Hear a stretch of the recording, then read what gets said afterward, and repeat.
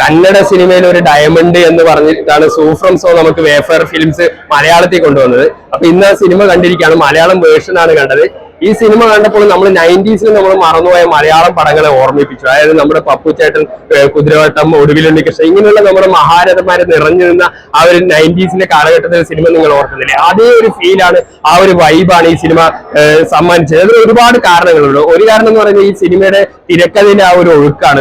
Scene 1 മുതൽ last വരെ നമ്മൾ ആ സിനിമയാണ് ഇത് കാണുന്ന റിയൽ ഒരു നാട്ടിലേക്ക് ഒരു ക്യാമറ തുറന്നു വെച്ചുള്ള ആ ഒരു നാടൻ കഥ പറയുന്ന രീതിയാണ് വളരെയധികം ഇഷ്ടപ്പെട്ടത്. പിന്നെ അതുപോലെ തന്നെ ഈ കോസ്റ്റൽ കർണാടക പറയുന്നതുകൊണ്ട് തന്നെ ആ ഏരിയ, ആ ഒരു ഭൂപ്രകൃതി കാണുമ്പോൾ നമ്മൾ ശരിക്കും കേരളം പോലെ തന്നെയാണ്. മൊത്തത്തിൽ നോക്കിക്കഴിഞ്ഞാൽ നമ്മുടെ ഒരു മലയാള സിനിമ കണ്ട ഫീൽ തന്നെയാണ്. ഒരു കന്നഡയിൽ നിന്ന് മലയാളത്തിലേക്ക് ഡബ് ചെയ്ത ഒരു ഫീല് എന്തായാലും ഈ സിനിമയ്ക്കില്ല.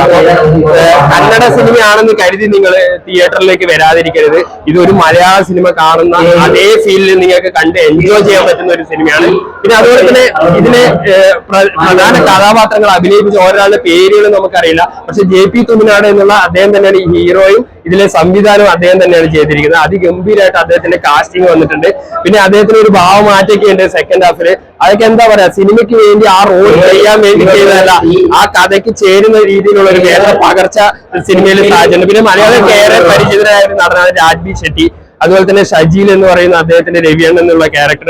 ഓരോ ക്യാരക്ടേഴ്സ് നമ്മൾ തിയേറ്ററിൽ നിന്ന് ഇറങ്ങുമ്പോഴും നമ്മുടെ കൂടെ നിൽക്കുന്ന രീതിയിൽ അണിയിച്ചെടുക്കാൻ ഈ സിനിമയുടെ ക്രാഫ്റ്റിന് സാധിച്ചിട്ടുണ്ട്. അപ്പൊ ഒരു കന്നഡ സിനിമയിലെ ജെം നമ്മൾ മലയാളത്തിൽ കാണുന്നു എന്ന ഫീൽ വിട്ടിട്ട് അടുത്ത കാലത്ത് ഇറങ്ങിയ ഏറ്റവും മികച്ച ഇന്ത്യൻ സിനിമകളിൽ ഒന്നായിട്ട് തന്നെ സൂഫ്രം സോ അടയാളപ്പെടുത്തേണ്ടതുണ്ട്. അപ്പൊ എല്ലാവരും തീർച്ചയായും ഈ സിനിമ ഒരു ക്ലീൻ ഫാമിലി മൂവിയാണ്. ഫാമിലി ആയിട്ട് ചിരിച്ച് എൻജോയ് ചെയ്യാൻ പറ്റുന്നതെന്ന്. അതേപോലെ തന്നെ ക്ലൈമാക്സിലേക്ക് അടുക്കുമ്പോൾ വളരെ രസകരമായ, വളരെ നമ്മൾ ശ്രദ്ധിക്കേണ്ട ഒരു സോഷ്യൽ മെസ്സേജ് കൂടി ഈ സിനിമയിലുണ്ട്. കാരണം ഒരു പാരന്റ്സ് ഇല്ലാതെ അങ്ങനെയുള്ള കൂടുതൽ പറഞ്ഞ കഥയിലേക്ക് പോയി വരും. അങ്ങനെ വളരുന്നവരെ സമൂഹത്തിന് ഉത്തരവാദിത്തമാണ്, അവരെയും കൂടി ചേർത്ത് നിർത്തേണ്ടത് എന്നുള്ളൊരു സന്ദേശം കൂടി ഈ സിനിമ നൽകുന്നുണ്ട്. അപ്പൊ ഏറെ ഹാപ്പി ആയിട്ട് കണ്ടിറങ്ങിയ അടുത്ത കാലത്തുള്ള ഏറ്റവും മികച്ച സിനിമയായിട്ട് സൂഫ്രം കാലം അടയാളപ്പെടുത്തും.